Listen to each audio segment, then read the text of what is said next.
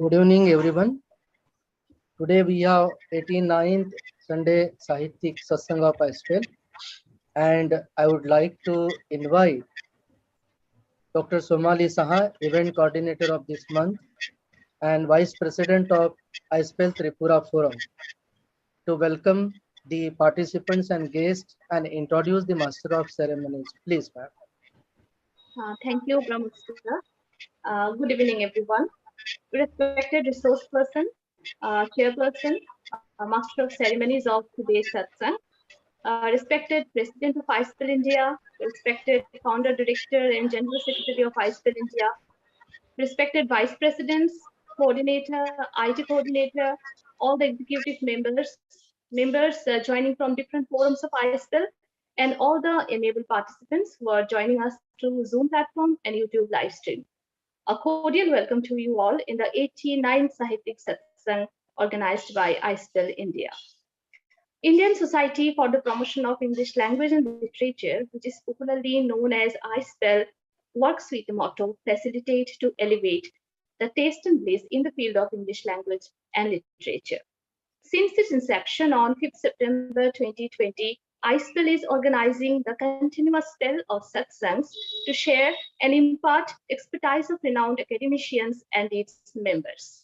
Under the efficient leadership of Professor G.A. Khansham, iSPELL keeps on organizing workshops, seminars, conferences, FTPs, and signing up MOOs with reputed higher education institutions and spreading its branches to various parts of the country. iSPELL dedicates the month of May to the theme Partition Memories Through History and Literature to delve deeper into the inner recesses of partitioned minds and memories. The partition of India, a politically charged emotional nightmare, till today continues to tantalize historians, haunt the Indian psyche, and cast its shadow on our social as well as political life. Millions of people have continued to live with these artificially imposed boundaries, splitting rivers and mountains, broken family and friends for over 7.5 decades. But the trauma of partition and agony experienced by the people of Indian subcontinent found its voice in the literature of partition produced by various writers in different languages. How families were divided, how friendships endured the borders, how people coped with the trauma, how they rebuilt their lives, what resources, both mental and physical, they drew upon, how their experience of dislocation and trauma shared their lives, all find expression in written history and literature of partition. Today's resource person, a very young and energetic Srimati Bijetri Dr. Majumder, will enlighten us all on the topic conflicting belonging and the dilemma of self-identification, a study of Agun Pakhi and Dayamoyer Kathas. As the master of ceremony of today's satsang, we are fortunate to have amongst us Mrs. Nageshri S., who is an assistant professor of English at Hindustan College, Mysuru, Karnataka. She has more than 10 years of experience in teaching English to UG students. Being an active faculty, she is a member of numerous committees and participates in activities including marketing while supervising BCom, BBA, and MBA students, BBA students, BCA students, and aviation management students. She has organized various competitions, webinars, invited talk, and national level workshops for students as well as teachers. She has also rendered her service in preparing study materials for University of Mysore's required textbooks. She has also delivered special lectures and presented research papers in various national level seminars. She was also awarded with an Award of Excellence in Teaching by Hindustan College, Mysore. So without much ado, I hand over the session to Madam Nageshri. The platform is all yours, ma'am. Thank you so much, ma'am. Thank you. A quote by Saadat Hasan Manto says, Hindustan had become free, Pakistan had become independent soon after its inception, but man was still slave in both these countries. Slave of prejudice, slave of religious fanatics, slave of barbarity and inhumanity. With this quote, I welcome everyone today's satsang topic, conflicted belonging and the dilemma of self-identification, a study of Agun Paki and Doyamir Kotha. And it's my great privilege to introduce today's resource person, Ms. Bijetri Datta Majumder. Ms. Bijetri Datta Majumder did her BA with honors in English literature from Women's College, Agartala, affiliated to Tripura University. She pursued her MA in English literature from Banaras Hindu University. Following this, she also pursued her MA in mass communications and journalism from Rabindra Bharati University. Currently, she is a senior research fellow at the Department of Humanities and Social Sciences in IIT Kharagpur. It's a great privilege to have you in today's session, ma'am. Hope every one of us will have a great learning opportunity. Over to you, madam. Madam, you have to unmute yourself, please. I'm sorry. Good afternoon, everyone, and thank you. Am I audible now? Yes, ma'am. Yes, ma'am. You're audible. Okay, so I'll start. Partition of the Indian subcontinent and the formation of the two nation states, India and Pakistan, on 15th August 1947, displaced millions of people from both sides of the border. The Muslims from India migrated to Pakistan, and the Hindus and Sikhs from Pakistan migrated to India. This migration was not a voluntary action by the migrants, but a result of the growing sense of insecurity and fear as wide-scale communal violence that accompanied partition. The formation of the two nation states, India and Pakistan, on the lines of religion had reconfigured the notion of citizenship and belonging, forcing people to change their affiliations. The two nation theory on which the partition was based stated that the Hindus and Muslims were two separate nations. Syed Ahmed Khan was the first person who had referred to the Muslims of India as Qam, the Urdu equivalent for the term nation. Jinnah for the first time referred to Hindus and Muslims as two separate nations. Another version of two-nation theory was conceived by Damodar Veer Savarkar, which is followed by the Hindu nationalist organizations, which advocate that India should not be divided. Rather, the Muslims should be either expelled from India or they should live with a subordinated status. And both of these versions of the two-nation theory concluded that Hindus and Muslims are two separate nations and they are incapable of harmonious and peaceful coexistence. The chief actors in the partition of India and the division of the territories were Indian National Congress, the Muslim League, and ironically, the Hindu Mahasabha. Following partition, a major task was to formulate and establish the citizenship laws, and it was assumed that the two nation states adopted two different models of citizenship. While it was assumed that India adopted a secular, civic, liberal model of citizenship, and Pakistan adopted a religious model of citizenship, different forms of legal citizenship was a direct outcome of the politics surrounding the anti-colonial struggle and the demand for Pakistan, a homeland for the Muslims living in the Indian subcontinent. The Constituent Assembly of India was formed to draft the Constitution of India in November 1946, and it met for the first time on 9th December 1946. And on 24th January 1947, the Advisory Committee on Minorities and Fundamental Rights was established with Sardar Vallabhbhai Patel as its chairman. The principle of jus solis was adopted by the Advisory Committee as the basis for citizenship in independent India. Clause 3 of the draft stated that every person born in the Union or naturalized according to the laws and subject to the jurisdiction thereof shall be a citizen of the Union. On the other hand, Pakistan's Constituent Assembly the Pakistan's Constituent Assembly, which was formed on 3rd June 1947 and met for the first time on 10th June 1947, just before partition and the transfer of power from the British government to the local governments, and was not yet sure about the nature of citizenship that it was going to adopt. In his historic speech on August 11, 1947.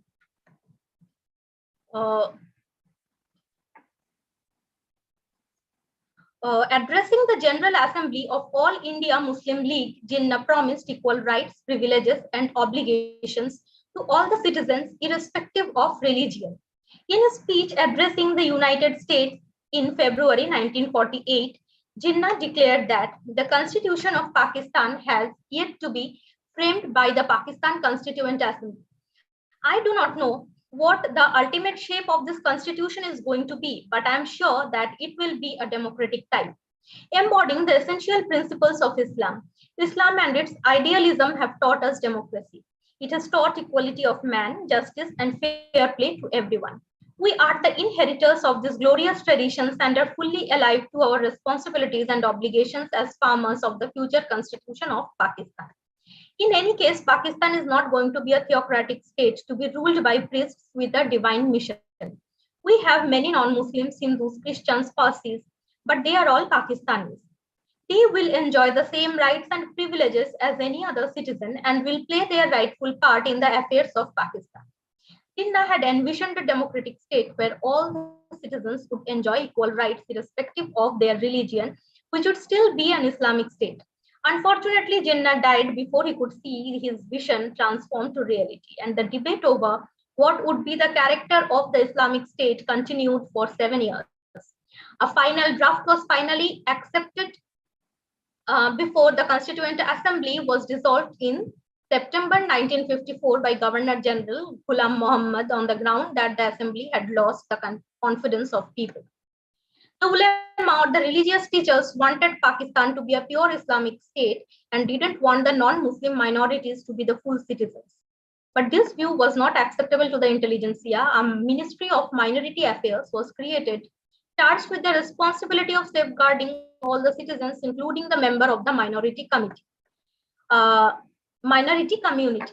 The lawmakers of both India and Pakistan were concerned about the minorities and considered adding minority rights besides fundamental rights for ensuring protection to the religious minorities, as the categories minority and citizen was found to be overlapping. Finally, Pakistan also adopted the principle of jus solis as the basis for citizenship, along with the Islamic identity as one of the determinants for claiming citizenship.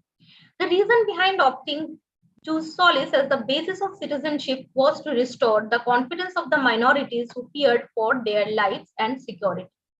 Over the time in both India and Pakistan, the basis for citizenship shifted from territorial to religious affiliations. As Pakistan defined itself as an Islamic state, this determined the non-Muslims as the minorities. And in India, the Muslims have often been metonymically associated with the Pakistani Muslims and therefore is viewed as a threat to Indian nationalism. This points at the future. This points at the future to create India as a secure, at the failure to create India as a secular democratic nation state. The Muslims in India are often viewed as a bitter reminder of the partition violence and become the chief target of communal violence. And this marks the failure of India as a secular state to provide equal status to all citizens. And the minorities in Pakistan and Bangladesh are also subjected to severe discrimination and violence because of their faith. Now coming to what constitutes the sense of belonging. The sense of belonging involves one's sense of membership, affiliation, and solidarity to a particular social group, community, or organization. Belonging shapes an individual's identity, subjectivity, and the sense of self.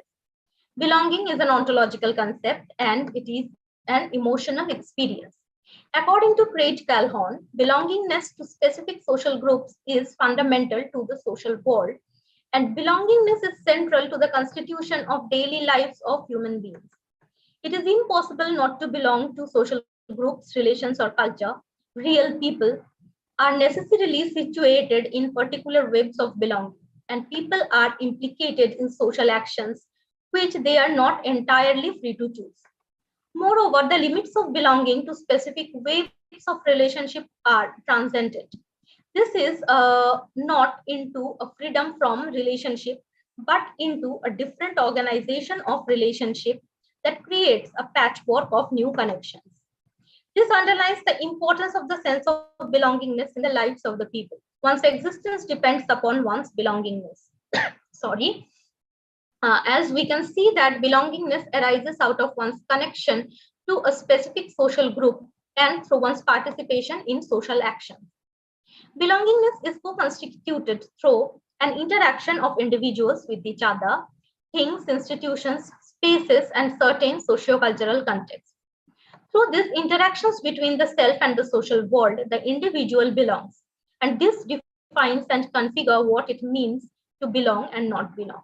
Neera Yuval Davis, a renowned scholar of belonging, points out that belonging is not just about membership, rights, and duties, nor can it be reduced to identities and identifications, which are about individual and collective narratives of self and other, presentation and labeling, myths of origin and destiny. Belonging is a deep emotional need of people. Davis, uh, Davis here stretches the concept of belonging beyond identitarian affiliations and focus upon the emotional nature of belonging. She recognizes the necessity of belonging for emotional well-being of people. Davis further proposes that belonging involves an ontological attachment of feeling at home and safe place, also when these feelings aren't positive or lacks warmth. Davis further proposes three levels of analysis to understand how people belong. At the first level, she suggests an examination of one's social location, that is, one's gender, age group, profession, race, class, nationality, and citizenship status, etc. At the second level, for analyzing one's belonging, Yuval Davis suggests how individuals identify and attach themselves with a specific social solidarities or social collectivities. Here, Davis focus on the performative aspect of identity and attachment. Identity and detachment come into being through a repeated process, enacting them, which means the individuals repeat specific attitudes, values, behavior, which connect the individuals to specific social solidarities and socio-cultural spaces. And it is through this the attachment and identity narrative is constructed for both the individual and the social solidarities. At the third level, Davis says that for understanding and analyzing belonging, ethical and political views and the ways the political and ethical values are assessed by self and others, and in many different ways by people with similar locations who identify themselves as belonging to the same community or group. It is at this level that the ethical, political values, beliefs, ideologies, and discourses play a role and work to pressure, shape, and create the conditions of possibility that decide how particular identities, categories, and boundaries are articulated and drawn. Anton Fish writes, writes in Searching for Belonging that the sense of belonging emanates from an individual's attachment to a familiar locality, territory, or geographical space, or a symbolic space that gives one a feeling of being attached to or being rooted, where an individual feels comfortable, secure, and at home. In the cartographies of diaspora, Avtar Bra writes about the centrality of home regarding belongingness. While defining home, he writes, home is a mythic place of desire in the diasporic imagination. In this sense, it is a place of no return, even if it is possible to visit the geographical territory that is seen as the place of origin. On the other hand, home is also the lived experience of a locality. Its sounds and smells, its heat and dust, balmy summer evenings, or the excitement of the first snowfall, shivering winter evenings, somber gray skies in the middle of the sky. All this as mediated by the historically specific everyday of social relations. In other words, the varying experience of the pains and pleasures, the terrors and contentments, or the highs and humdrums of everyday lived culture that marks how, for example, a cold winter night might be differently experienced sitting by a crackling fireside in a mansion as compared with standing huddled around a makeshift fire on the streets of 19th century England. Ra therefore defines home as an emotional experience. Partition for millions meant severing from their place of birth, leaving their home and journey towards a new place. The agony of leaving home is one of the most explored themes in partition literature. In a patriarchal society where women's roles and duties are homebound and her boundaries are mostly limited to her locality, women are supposed to form close and intimate attachments with home, neighborhood, and a local.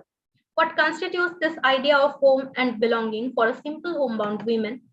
How does the simple, ordinary women situated far from the center of the national politics surrounding the demands for separate homeland define her homeland? Which factors contribute to her sense of belonging? How does she belong? How does she feel her affiliations and define her identity? How she experiences home and belonging? I choose two narratives to find answer to these questions. Toyamoyir Kotha by Shunanda Shiddar is set in Digpai, a village in East Pakistan, and the setting of Agun Paki is a village in Rar area of West Bengal, India. The major female characters in both the narratives have limited physical movements and have no direct exposure to and experience beyond their rural environment. My presentation explores how belonging and identity is experienced by these characters and the emotional crisis and dilemma of self-identification caused to them by the partition of the Indian subcontinent. My presentation shows the significant symmetry between the sense of belonging and unbelonging and the confusion over belonging among the members of the Hindu and Muslim community as expressed in these two narratives. First, coming to Agun Pakhi or the Phoenix, an award-winning novel by Hassan Azizul Haq, a renowned writer from Bangladesh. The protagonist or the narrator of the novel is the narrator of the narrative is an unnamed Muslim woman who is called Mejobo, or the second son's wife by her in-laws. The character of Mejobo is modeled on author's mother. The narrative begins with Mejobo's departure from her paternal home as she travels to the village of her husband's family. While speaking about her wedding, she underlines her position as a woman in the rural patriarchal social setting, where her opinion is not taken into consideration, nor the need of asking for her opinion is felt while fixing her marriage. Her wedding can be read as her first uprooting. A few years later, the joint family into which she was married splits as a result of the discord between her husband's brothers. Again, her opinion over the matter of splitting up is not asked for. So she tries to mend the rift within the family, but eventually she has to give up and accompanies her husband out of her in-law's home that she had entered as a bride and had dedicatedly served for so long. Her social position determines her role, duties, and limitations. Her attachment to her home is an outcome of her role as a woman in a rural patriarchal society. Her domestic duties tie her to her home. Her concerns include running the household, holding the family together, raising the children, and the well-being of her family members. She is disturbed by the fissures caused within the family as she can sense the secret desire of her brothers-in-laws and sisters-in-laws, and this causes her great emotional pain. But here we see that despite her years of dedication and sacrifice for the joint family, she is kept out of the meeting where the final decision for splitting up is made. A repetition of this process of seclusion is visible during the Pakistan movement and partition. It can be felt that the process of uprooting for the third time is in the making, and this time it is not only Mejobo whose opinion on the matter is ineffectual, but also that of her husband's, who metonymically represents a multitude of Muslims who were against partition. This time she takes a firm stand not to relocate to East Pakistan and stay back in her village against the wishes of her family. For the first time in her entire life, she acts against the wish of her husband and strongly expresses her refusal to move out of her home and relocate to her supposed homeland, an extension of home. She tells her husband, maybe sapling will grow if it's transplanted from one place to another, perhaps even to a different country. But once the tree is mature, it never survives in another soil.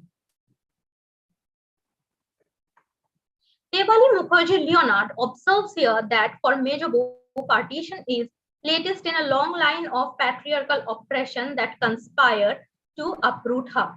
Mejobo constantly gets to hear that Pakistan is the country for the Muslims, but she doesn't feel the need for a different country as a Muslim. Her idea of home and homeland doesn't move beyond the building where she lives, filled with her memories of marriage, wifehood, and motherhood. The village where she forms human bonds with people across the boundaries of religion and class. Nor does she feel religion can be the basis of homeland. Home and homeland are experienced through memories and human ties and emotions rather than religious affiliations. Mejobu doesn't migrate to Pakistan as she believes it is absurd to make a separate country based on religion. It is important to notice here that her children migrate to Pakistan not because they feel Pakistan is where they belong or because they belong to Pakistan because they are Muslims, but out of material considerations. In search of job opportunities, Mejobu's son migrates to Dhaka because he gets a job there.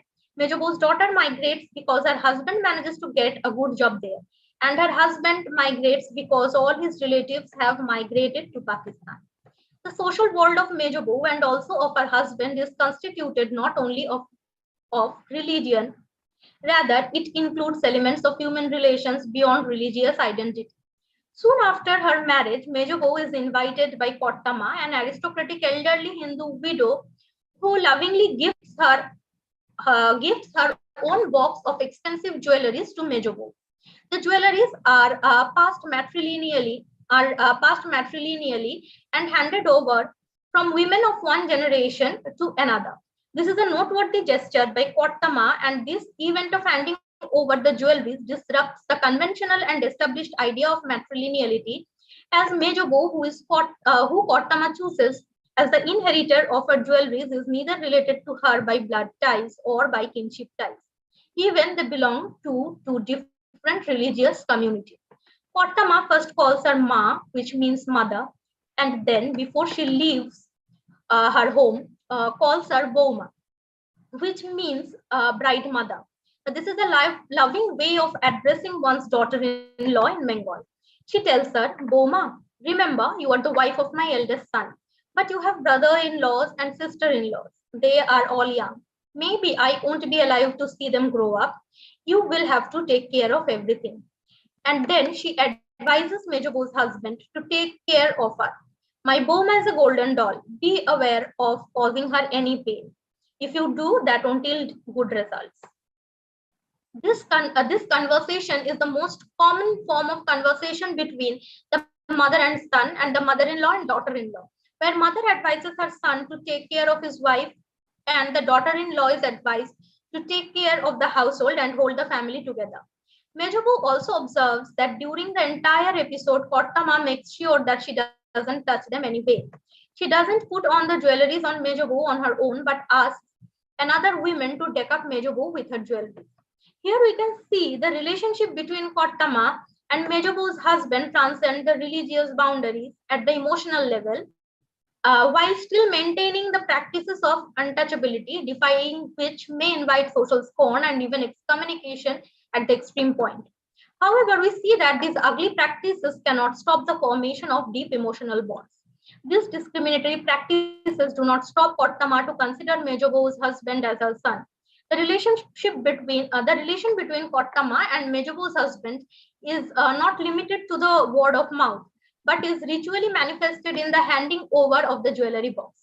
Later in the narrative, when Mejobu learns that a country called Pakistan would be formed for the Muslims, as it is not possible for Hindus and Muslims to live beside each other, and that they are each other's natural enemy, and as the communal tensions escalate, the thoughts that cross her mind is, have everything that I knew were false? Our Kottama, who had gifted me a box of jewelry and decked me up with those jewelries when I had come as a newlywed bride, is false? Then that my Kotta, who had brought up his son and his brothers with so much love, false? Bhattacharjee, who held my Kotta tightly to his chest when my eldest son died, was that false? Was that just a spectacle of Hindu-Muslim amity? And that all the brothers of my husband who had split up overnight, is that nothing? Mejobu dismisses the logic of rivalry based on different religious affiliations. Rather, her sense of community is based on emotional ties, where one member empathizes with other, speaks to each other through thick and thin, and lends support in the times of crisis. When the fire breaks out in the village, Mejobu remembers bearing a son on that night, along with another Hindu Brahmin women. Both of them moves into labor from the shock of the horrific movement. Mejobu says, if that fire episode had not happened, Bhattacharya lady wouldn't have bore her son that night. My son too wouldn't have come to this world that night. Here she draws parallel between her experience and that of a Hindu Brahmin lady. Here she underlines the similarity of biological experiences of motherhood despite their different religious affiliations. These experiences are a part of being women. Similarly, she cries at the pain of Rai Ginni or Rai lady who loses her son in the Kolkata riots. I felt like hugging her tightly to my chest. I felt she too had spread out her arms. The feeling was strong, but I couldn't because I am Muslim and Rai lady is Hindu. And all these fights and murders are happening because some are Hindus and some are Muslims. One Hindu mother's son is being killed by a Muslim, and a Muslim mother's son is being killed by a Hindu. But human is the most intelligent animal. Mejobu, who had already lost a son, can empathize with Rai lady, understand her pain that she had already lived. On both of these occasions, motherhood acts as the thread of connection, a binding force. The emotions associated with motherhood transcend the religious boundaries. Connectedness is experienced through similar emotions. Agun Pakhi is narrated in flashback. It is the memory of the protagonist, the memories of her childhood, her relatives, her neighbors, the memories of her marriage, childbirth, which are significant events in the life of a woman brought up in a traditional society. Her home and the landscape attach her to her village. And it is this attachment that makes her feel at home in the village in India. She is so emotionally attached. She is also emotionally attached to the soil beneath her feet by way of the loss of the child whose grave is in her village. When her family leaves her behind, she remembers her dead firstborn. They are all going away. The one who didn't go sleeps here in his grave on the slopes of the pond. Here, her attachment to the space grows out of her maternal role as a giver of life, a caregiver, and the bond of love between mother and child. She chose to stay back in the village which holds the grave of her child, and she is ready to face the difficulties and dangers of living alone rather than sever her ties with her dead son. She had performed a similar action on another occasion when she severed her ties with her father and her father's family. When over a dispute with her husband, her father had caused death to her children. The well-being of her children had always remained her primary concern. During the period of war famine, when Mejobu's family runs out of rice, all the family members, including her children, starves for a day. What agonizes her the most was the starving of her children. Unable to do anything, she keeps banging her head against the floor. She even doesn't feel any pain when her forehead starts to bleed, and she keeps murmuring, the children have gone to bed without food. Hunger will make them suffer all night. What kind of family head are you? You are sitting quietly in this dark room. Her relocation would mean a denial of her motherly duty to her dead son. Her sense of belonging and connectedness is primarily formed through the emotions related to motherhood, through emotional ties, and through her relationships. There is a striking parallel with Saddat Hussain Manto's letter to Uncle Sam. Manto recalls his village in India. My mother is buried there. My father is buried there. My firstborn is also resting in that bit of earth. The soil of Manto's village holds the graves of his parents, his child, and this connects him emotionally to his village. It is these emotions that lends an emotional meaning to the native place. Throughout the narrative, Mejobu has referred to almost everyone by the name of the relationship she shares with them. Bapji, which means father, Pottama, the lady mother, Daur, brother-in-law, Chotoja, sister-in-law, Boro Khoka, elder child, Mejo Khoka, the second son, Huki, daughter, Latin, granddaughter, etc. It is through these relations that she feels connected to the people around her. Rai lady and Bhattacharya lady, with whom she doesn't share familial ties, she feels connected through the common biological and emotional experiences of childbirth and death. It is these human connections and emotional ties that constitute her sense of belonging in the social world and the geographical space where she lives. Major Bou, like Bhishan Singh in Saddat Hussain Manto's Tobatek Singh, ultimately could not make the crossing. She chose to stay back in her home in the village in India, while the rest of the members of her family migrate to East Pakistan. The novel ends with Major Bou questioning the logic behind the formation of Pakistan. Nobody could make me understand why that country is my country just because I am Muslim and this country is not mine. And thus she rejects the official narratives of belonging and not belonging and denies to shift her affiliations under any kind of pressure. Mejobu rejects Pakistan as her homeland. She doesn't feel any need for Pakistan or in any separate country for Muslims. Here she asserts her individual identity and her personal sense of home and belonging first over the national domain, as she refuses to be a part of the homogeneous collective and accept the identity that has already been defined for her. And then in the domestic domain, as she refuses to migrate just because her children and husband are migrating. Mejobu also rejects the conventional mode of belonging through family affiliations. Her husband tells her, your daughter, only daughter, remember her face, her little daughter, the little son of your son, your grandchildren, remember their face, remember the faces of your sons. What else do you have? But she is not convinced. Rather, she remembers a dead son. I have not seen the face of my eldest son for so many years. Could anybody snatch that face away from me? The difference between Major Bose making sense of belonging and that of her husband becomes clear. While he makes sense of belonging through his children and birth of grandchildren in Pakistan, Major Bose's sense of belonging arises out of the memories of her dead son. Mejobo's personal struggle over the social regulations as well as political regulations constitute her belonging and affirms her self-identification.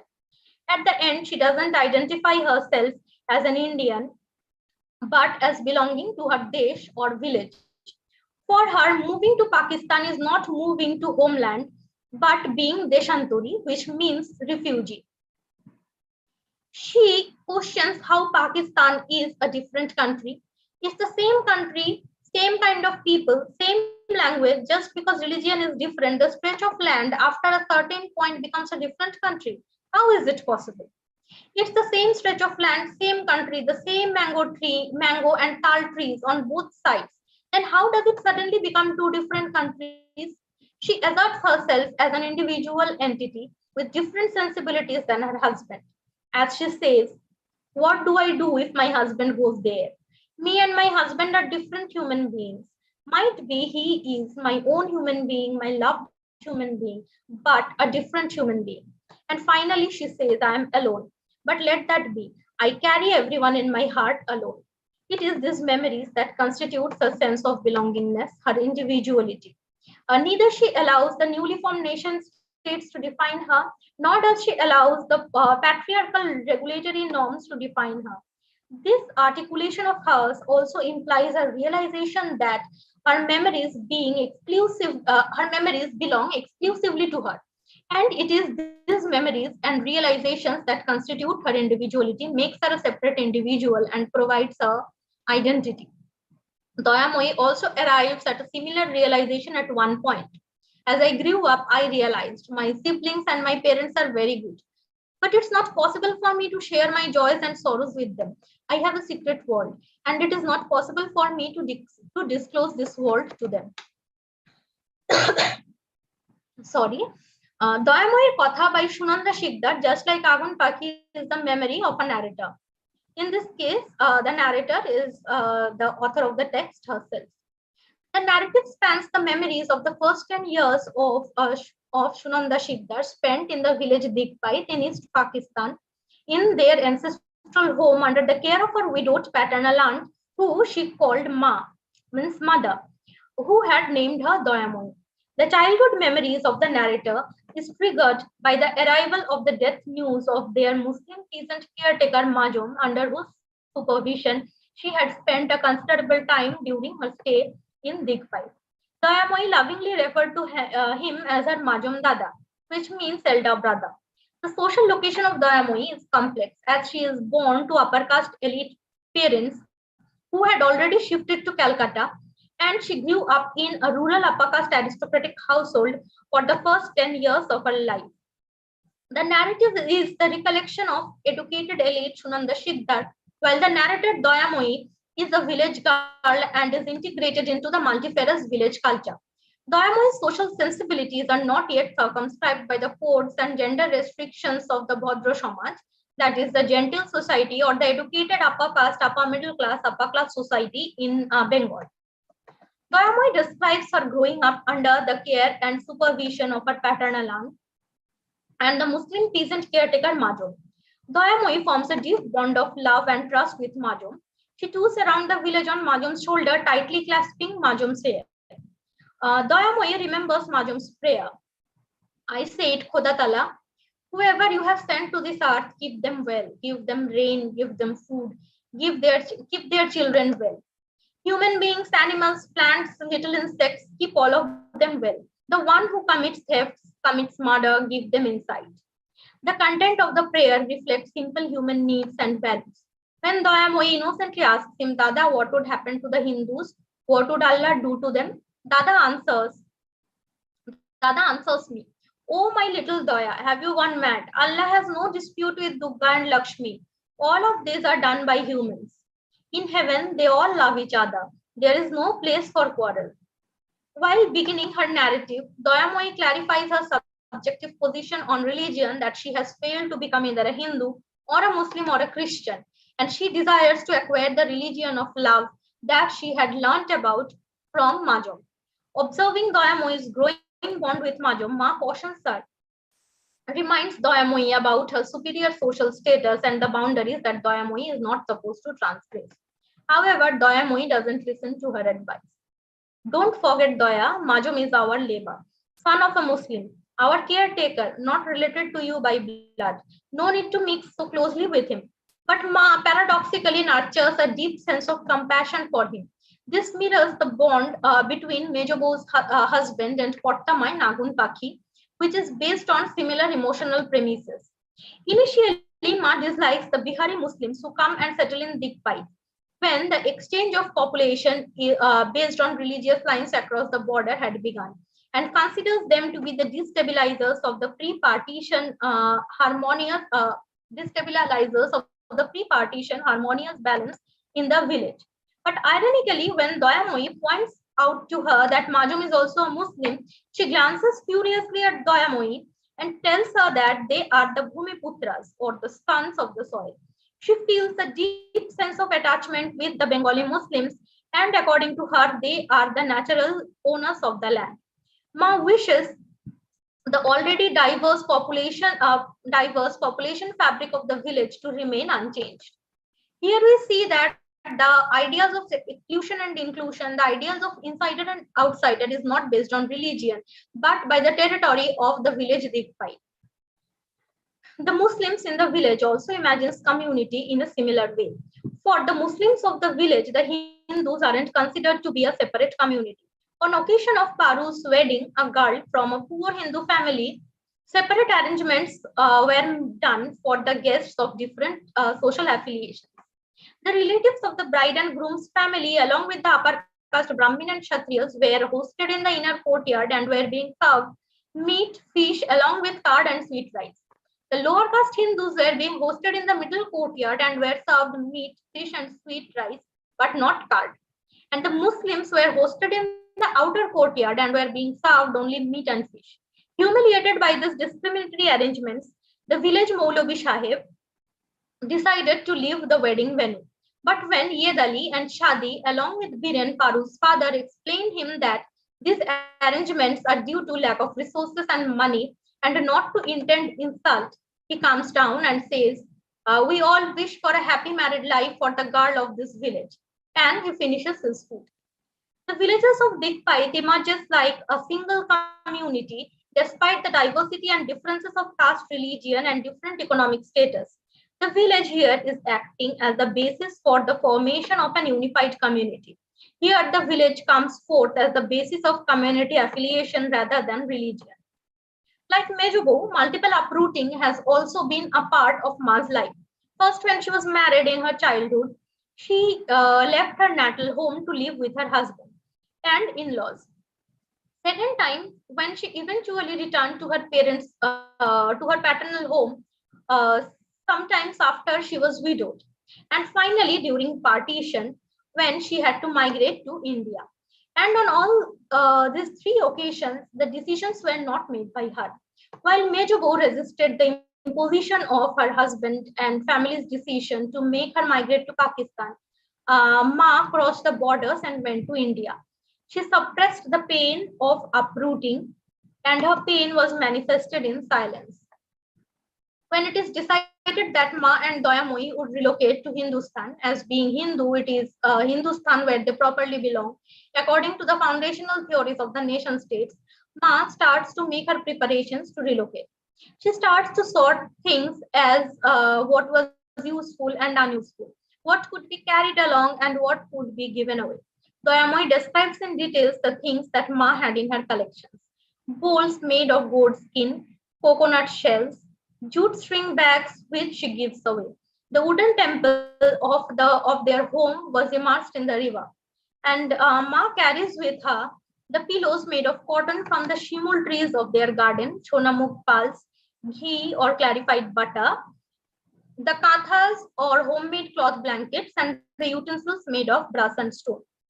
These items were definitely not taken along because of their use value or material value, as these items were neither unaffordable for a well-to-do family like them, nor it is believable that these common household items, which are used daily, would be absent in the Calcutta home where Doyamoi's parents are staying for years. These items tie them to the village or the home that they are leaving behind. Ma was a passionate cultivator, and Doyamoi tells that she had planted winter vegetables in spite of knowing that they would live shortly, even before the plants would bear the vegetables. She had planted these vegetables not only out of her passion or habit, but also to live the joy that she draws from cultivation for the last time, as she might not get an opportunity to indulge in farming once she moves to Calcutta. Before leaving Dikpait, Ma prepares Shankrantir Pithe or pies for the close associates. Every day, neighbors came to visit them, and they too visited every home in the village. As most of the neighbors were Muslims, they couldn't have offered them cooked food according to the prevailing norms of the village, but they gifted them raw fish from their pond and milk from their dairy. Dayamo's mind is crossed by the thoughts of the village Bohurupi, the transvestite, the utensil seller who come only in the monsoons, who she won't be able to meet again, their cows, those she refers as Amader Bhalabashar Goru, the cows that we love, the saplings that Ma had planted that she won't get to see as they grow. The migration here, just as in Agun Paki, is carried out not on a voluntary decision, but as a result of certain political operations carried out at a distance. Again, at the family level, the decisions to relocate is not made by Ma, but by her brother, who is also Doyamui's father, the family patriarch, who makes all the negotiations related to the sale of the ancestral property in Dikpai, where Ma was living with Doyamui.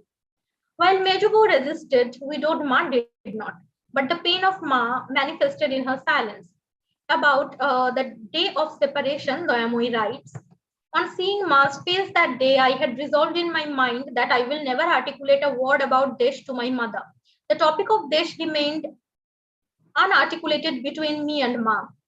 I could hold on to this resolve. Till Ma's death, I didn't even pronounce a single word about Desh. Both Ma and Doyamoi, despite crossing the borders physically, could not make the crossing on the emotional plane.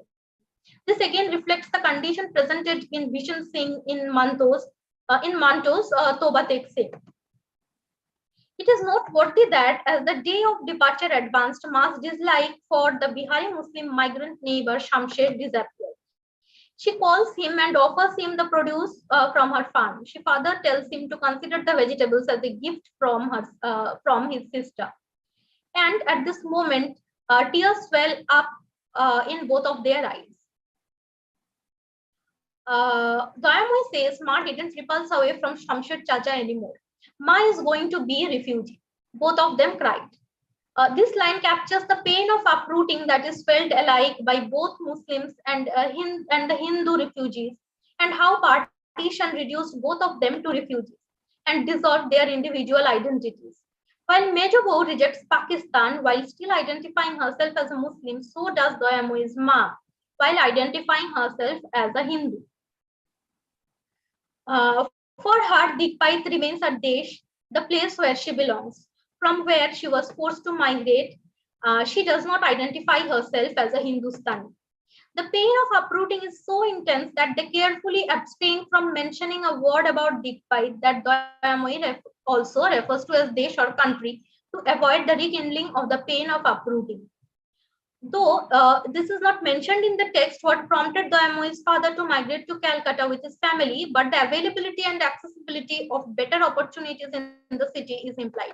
Dayamoi's father is a headmaster in a school in Dhubulia, and Dayamoi's mother is a headmistress of a girls' school in Bali. And all her siblings are pursuing good quality education in good schools, while Dayamoi is deprived of good quality education, and this becomes a cause of concern and regret for her mom. On the day of the departure, the entire village arrives to see off the Ma and Dayamoi and to bid them the final goodbye. The night of 13th March got over and the dawn broke.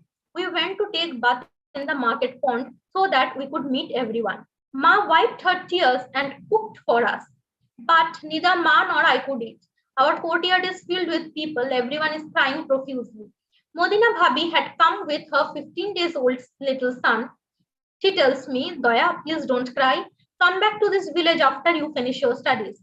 Tell Choto Korta that Modina have had a son. Yedali uncle, Shadi uncle could not speak. They lovingly ran their hands on my head, and when they crouched before Ma, their eyes filled with tears. Here we see the pain of separation felt not only by the migrating Hindus but also their Muslim neighbors. Dayamoi had probably wanted Majum to accompany them to India.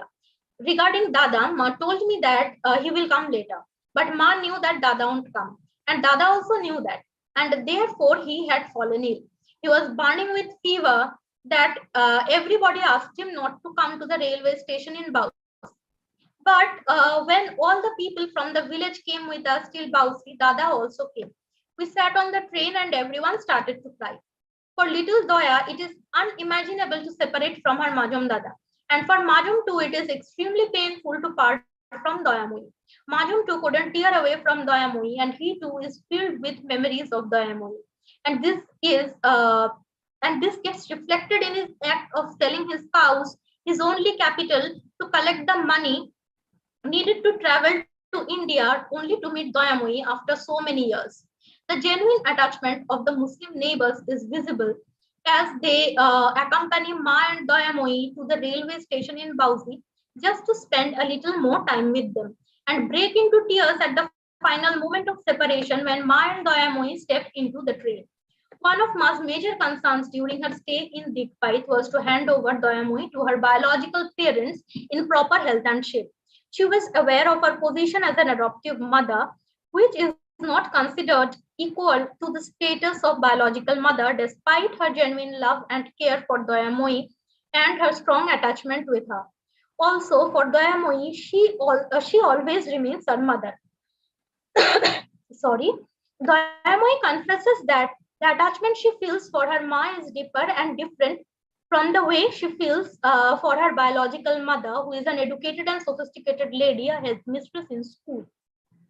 She feels a sort of distance with her mother, with her biological mother. Dayamoi also says that the special bond that she shared with her Ma was felt and recognized by her biological mother, and she had respectfully allowed them that personal space, never trying to claim her right over Dayamoi by virtue of being her biological mother. After migrating to Calcutta, to the home of her biological parents, Dayamoi is teased, ridiculed, and bullied by her elder siblings.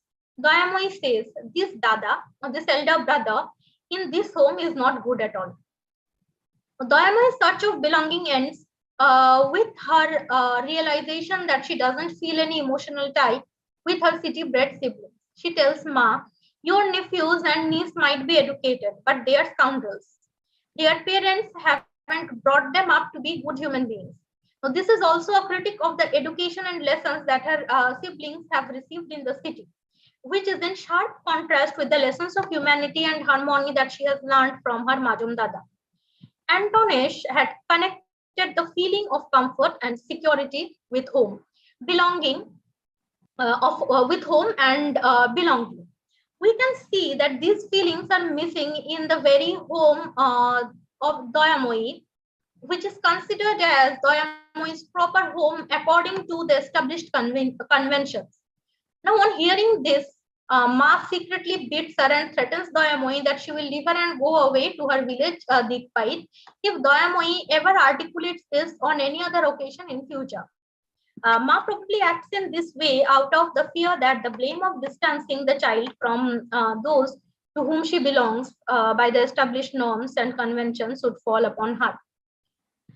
Dayamoi decides to keep quiet about her feeling for two reasons. First, the fear of losing her aunt forever, and second, her realizing that her feelings do not have acceptability in the social and familial domain, which values and validates certain relationships and certain forms of belonging over others.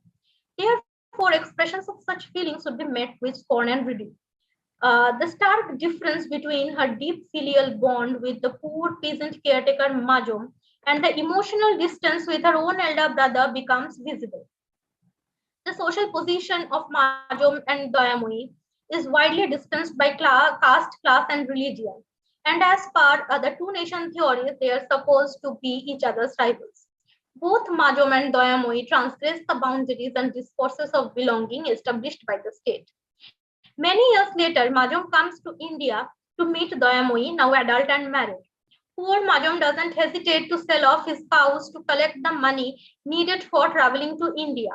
Dayamoi reciprocates Majum's love as she spends the entire amount of her wedding gift to buy him a sarong. Both Majum and Dayamoi had to face criticism and scorn from their family members for their acts, which was not received well by them. In fact, Dayamoi had this realization how difficult this must be for a poor landless peasant to sell off his only cows through which the bread of his family is earned.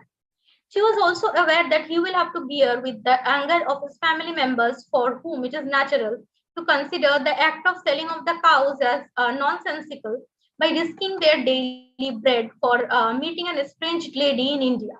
Majum has a special value for Dayamoi, who is aware of the suspicion and dislike of her in-laws about Majum.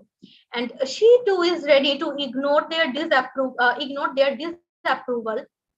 of her act of receiving Majum with love and respect and her spending away of her savings to buy Majum a gift.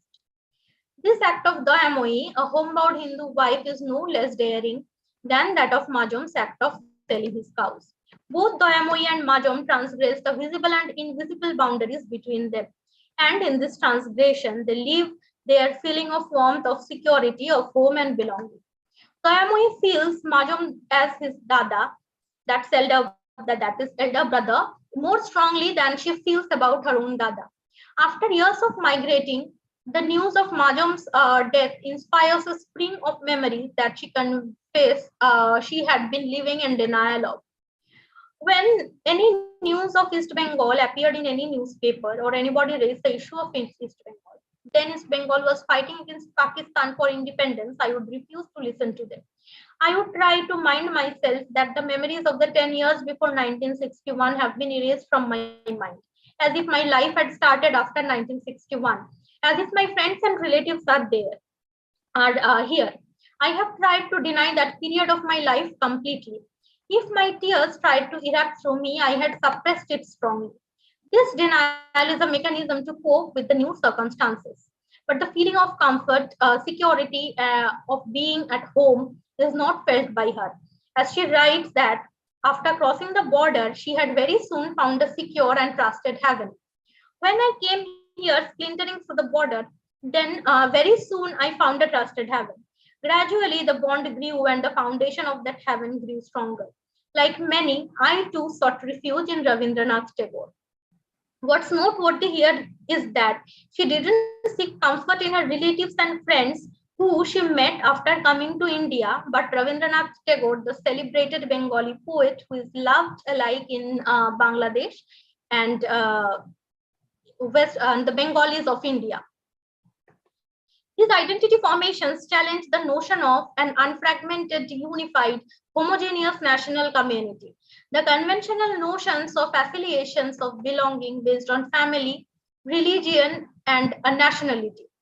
Mushirul Hassan, Ritu Menon, Urvashi Butalia recognize that the official histories cannot accommodate within its fold the subjective experiences of those who were displaced by partition. These narratives foreground and highlight the importance of the memories of the refugees and their personal knowledge of partition and form a parallel discourse of partition, nationality, community, and belonging. These narratives highlight the failure and futility of the division of the territories and creation of nation to construct a homeland and a sense of belonging and identity. The joy of creation of homeland is missing in these narratives. Rather, it is memories of homes, relationships, unfinished tasks, graves, neighbors, neighborhood that dominate these narratives. And in these memories, the narrators feel their belongingness and identity. That's all. Thank you. Thank you so much, ma'am. Like we got to know, like when you were explaining about it, like we got to know the nuances of the tragedy of the partition. We got to know like the individual self-identification crisis or the border crisis that happened that has been explained with the characters. Thank you so much for the wonderful session, ma'am. May I now request the participants to use the chat window to communicate or to give feedback or to ask questions. The session is open for discussion.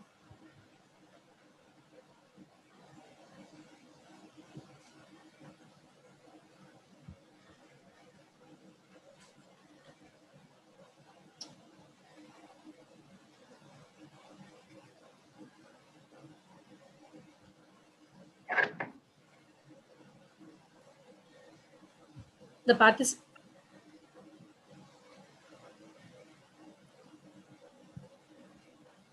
One of the participants has given an appreciation, like a very good presentation and a very good analysis of the two novels by a young scholar.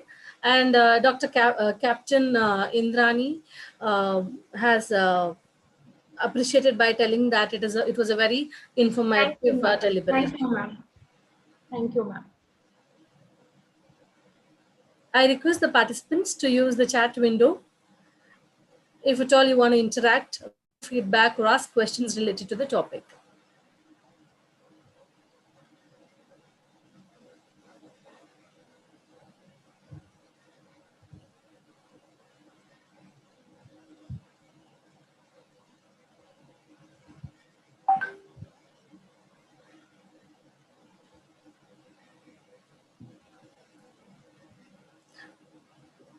Madam, Ms. Lakshmikant Kapgate has texted it as a very well elaborated, madam.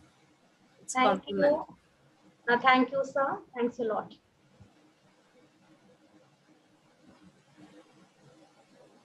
If there are any questions related to the session, I request the participants to use the chat window.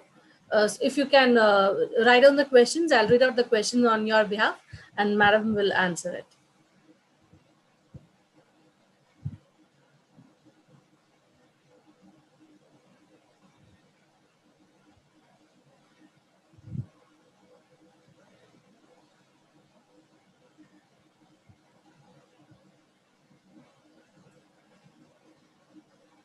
Probably there are not any questions, I suppose.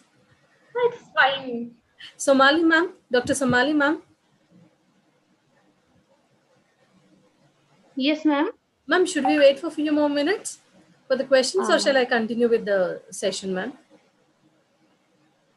Okay, if there is no comment, then we can move forward. But yes, Dr. Captain Indrani MR, she has put a comment. But I want to say that, Bijetri ma'am, probably you are the youngest speaker of this platform, that you are given the opportunity to deliver your lecture in this people's platform, the great platform of literature, of so you have done also a very great job. So many congratulations to you, Bijetri. And in the near future also, obviously, you will be given another chance to come over here. Congratulations from my part. Thanks a lot, Dr. Shomali, and many thanks to iSPELL for providing me this platform to express myself. Heartfelt thanks to all of you, and a lot of thanks to Prashanta sir, who was my teacher at Women's College when I was a student there. He was our HOD. A lot of thanks to him also. There is a question now by Dr. Robin Stanley. If India and Pak is not divided into two countries, will there be religious tolerance in India? Well, that's subject to speculation. Really, religious tolerance and intolerance, I think these are very specific to localities. Religious intolerance is also not felt homogeneously over the continent, nor intolerance is felt homogeneously over the means over the continent, over the subcontinent rather. Uh, well, if you ask for my opinion, then might be we still have faced sporadic communal violence, but comparatively maybe things would have been more smooth.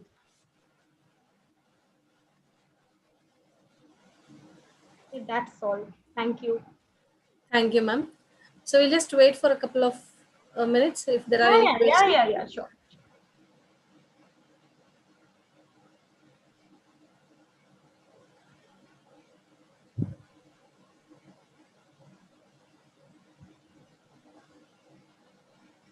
Again, Dr. Captain Indrani ma'am has expressed that best wishes for budding young scholar. Your presentation was Thanks a lot, ma'am. Thanks a lot, ma'am. Thanks a lot. Okay, ma'am. Thank you so much for the interaction session. Now, it's a great privilege for me to introduce today's chairperson, Dr. Preeti Chowdhury. Dr. Preeti Chowdhury is currently working as an assistant professor in the Department of English, University of Rajasthan. As a project director of an MHRD policy making project, she has been actively engaged in transgender causes. Her writings were able to draw due attention towards the plight of transgender during the pandemic situation.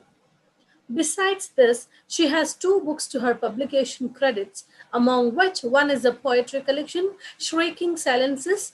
She is an opinion author at the media platforms like The Print and India Today, and has also published papers in national and international journals.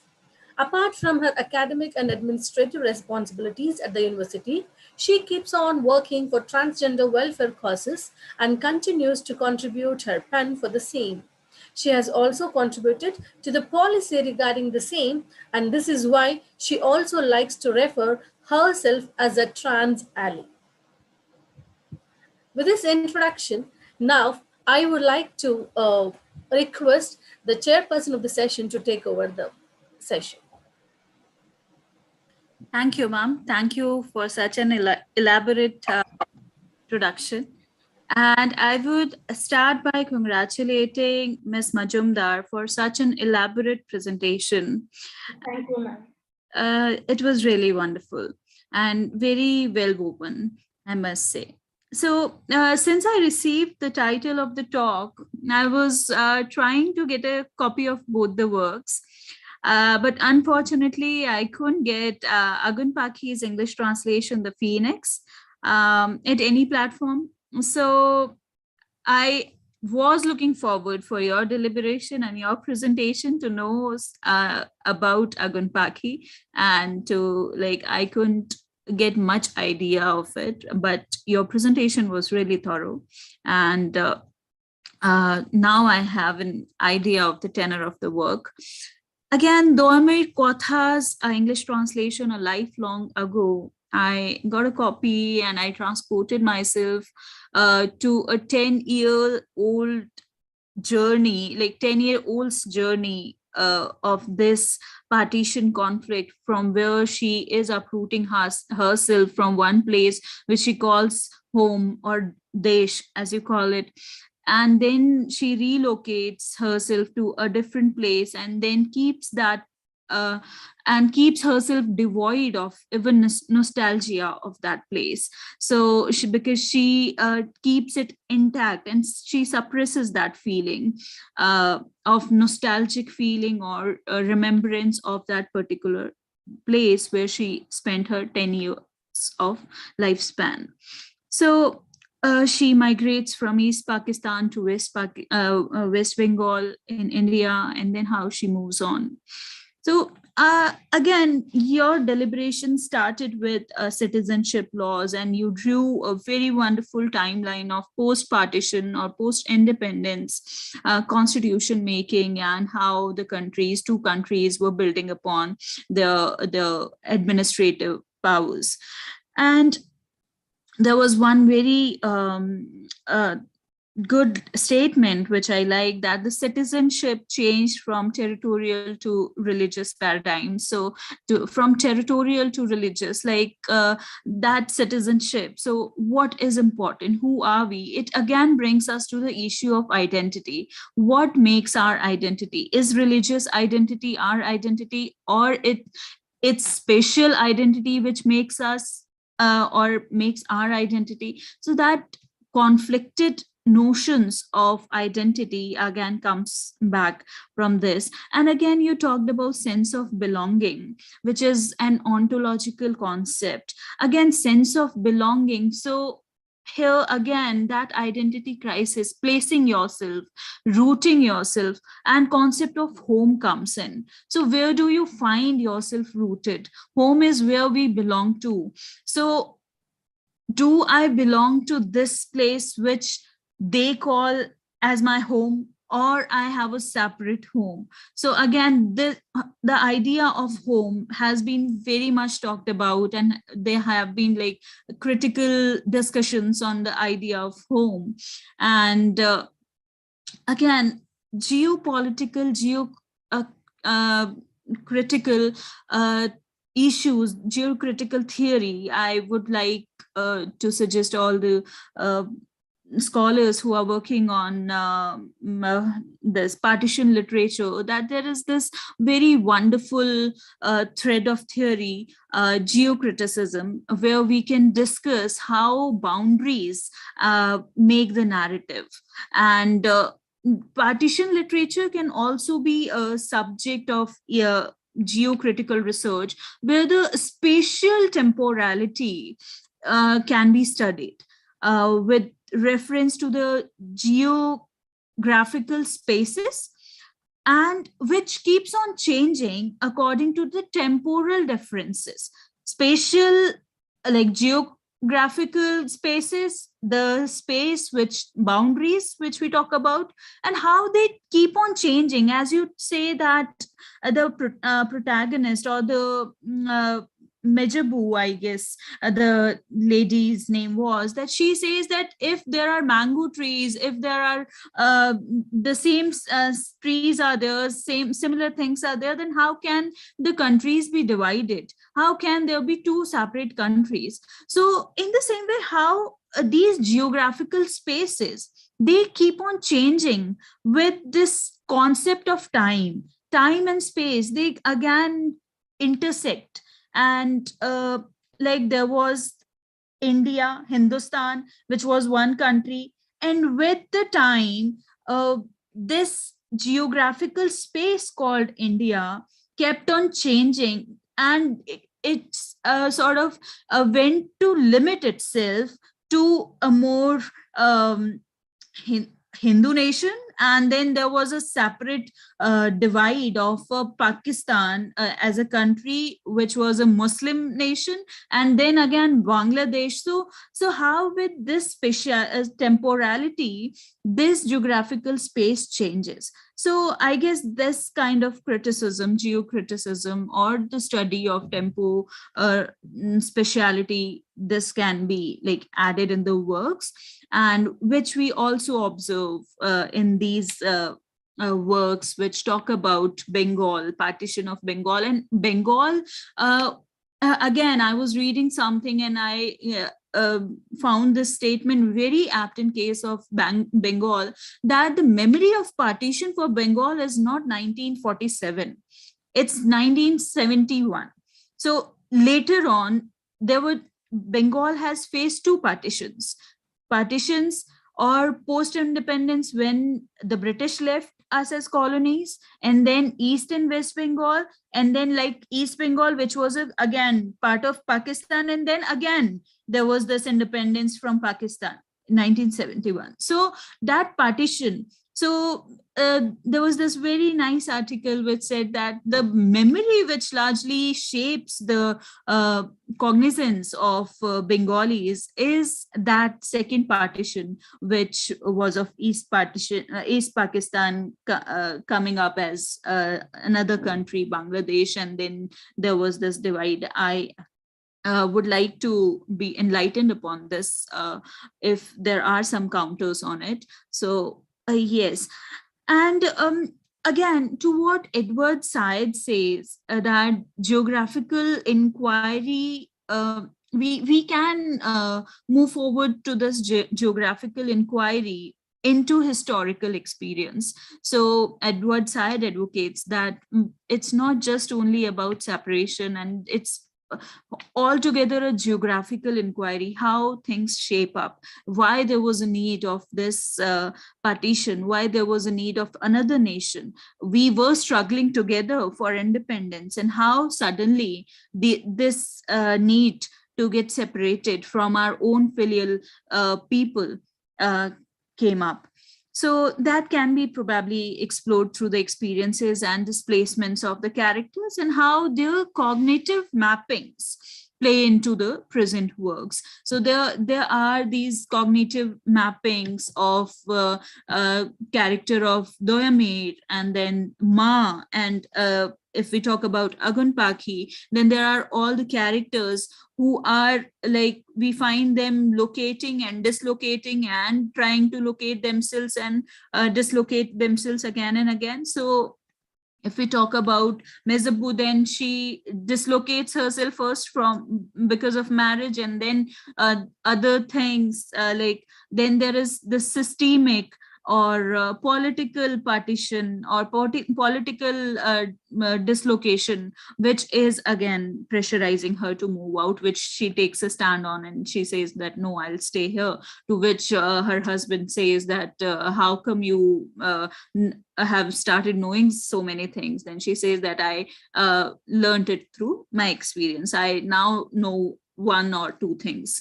So this is how, like, we were talking about home, that was a lived experience of a reality.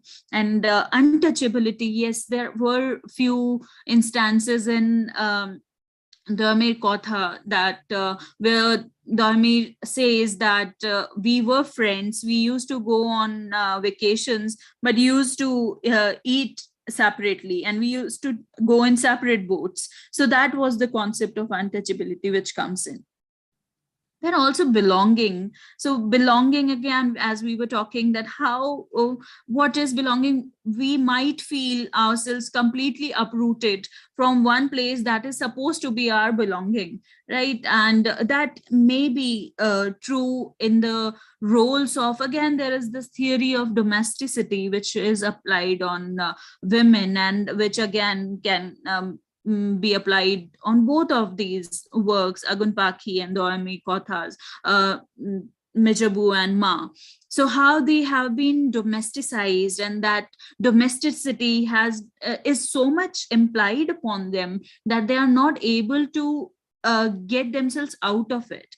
And again, if we talk about refuge, there was this concept of refugee. So what I personally feel is that being a refugee snatches or abstains the authority of owing a place. So that makes you dependent upon the circumstance around you, whereas home gives you power to own a place. So this is the conflict, and this is how we feel that identity crisis, that where do we belong to, and then everything comes in sense of belonging, uprootedness, displacement, and all these things come in. Like there are, again, we were talking about multiple uprooting, and then these items which they pick while dislocating. So there is one, again, good theory, thing theory. So how an object becomes a thing for us, wherein memory plays in. So how our memory, our conscious or subconscious, attaches ourselves to even a mere object, because we infuse life in them. So while they are picking things, while they are picking objects to carry them, carry those along with them while dislocating, then that object becomes a thing, and thing of memory, which reminds them of something. So that is their subconscious effort to store that missing instinct of home, which they are leaving, or which they are going to leave. So these are the few things which I would again advise to be like thought upon, and we can invest more of effort into all these theories, and we can come up with very beautiful geocritical understanding of these two works. So this is all from my side. I would again congratulate Ms. Majumdar for such an elaborate presentation, and for making us aware of these two texts, and for bringing us closer to them. So thank you, Ms. Majumdar, and thank you to iSPELL. Thank you to Nagashri ma'am, to Somali ma'am for coordinating this event, and to iSPELL for giving us this opportunity to interact and to talk upon. Thank you. Thank you very much, ma'am. Indeed, it was Exciting feedback. Thanks a lot. Thank you so much, ma'am. Even we could learn many things from your perspective as well. Thank you so much. I'll read out a few more comments by the participants. Tridhara Bardoli has commented as very good suggestions, and Vidyadhar Dash has texted it as excellent presentation. And thank you all participants. May I now request Dr. Kshamata Chaudhary, Coordinator iSPELL India, to present the certificates.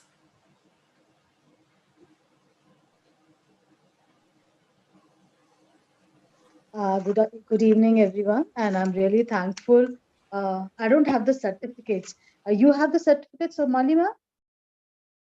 Yeah, Pramod sir will display the certificates, ma'am. Okay, so you'll be before you start with the certificate, I will say that I'm really thankful to iSPELL for giving me this opportunity, and event coordinator Dr. Somali Sahab for giving me this opportunity to listen to a very good speaker, budding speaker, Bijetri ma'am. And she touched upon, I feel that everyone is having a conflict between self and self-identification. And there is always a struggling within or outside the space we are placing ourselves. So she touched upon such essential territory. And I think everyone was stirred by her dimensions like alienation, isolation, even the psychological stances of characters. It was superb, ma'am. Keep it up. And now I'll request the person who has prepared this. Thanks a lot, ma'am. Thanks a lot. For the presentation of the first, this is the iSPELL, which has given which is really felicitate to elevate. And the speaker of today, Bijetri Datta Majumder, for giving us a research lecture and focusing on self-identification and sense of belongingness. You are, ma'am, really a brilliant scholar. I'll now request for the chairperson certificate.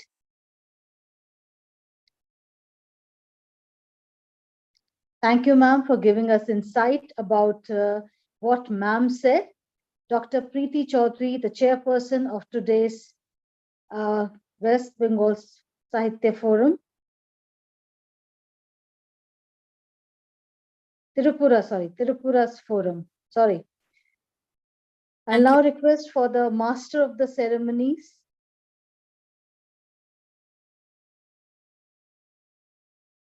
With a brilliant smile, I welcome you, ma'am, and thank you for this whole episode, for giving it a smooth sail. Here is your certificate, Nagashri S. ma'am. Thank you, ma'am. Thank you, ma'am.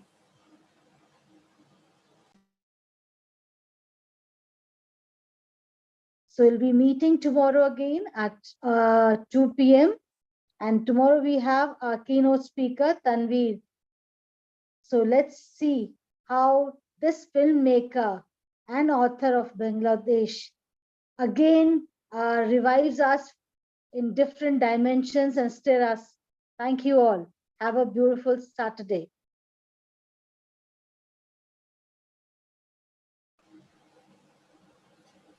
Thank you, Kshamata ma'am.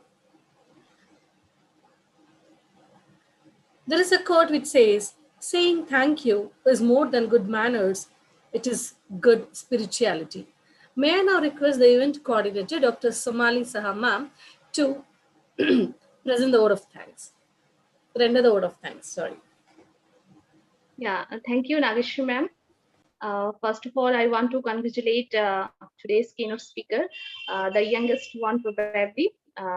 So, Ms. Bijetri Datta Majumder, I congratulate you for such a wonderful deliberation.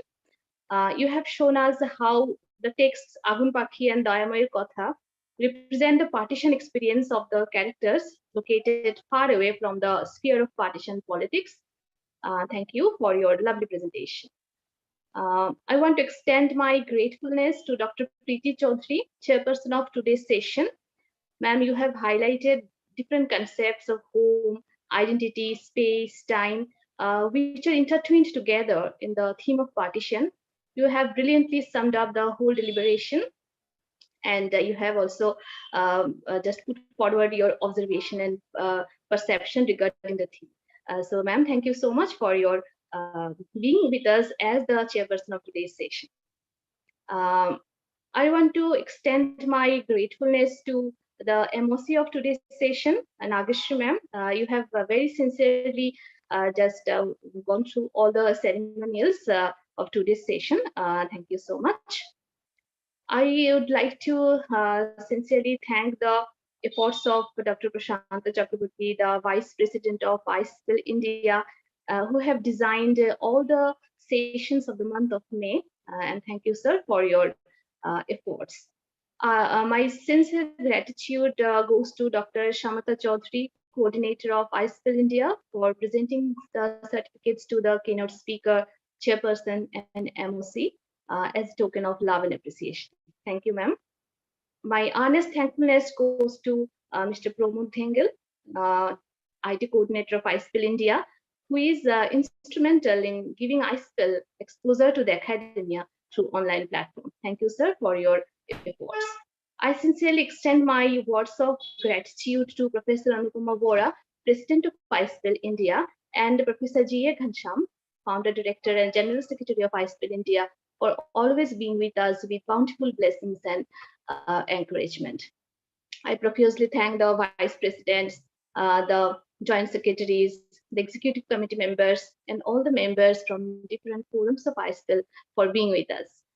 Lastly, I want to thank all the participants who are joining us through Zoom and YouTube platform.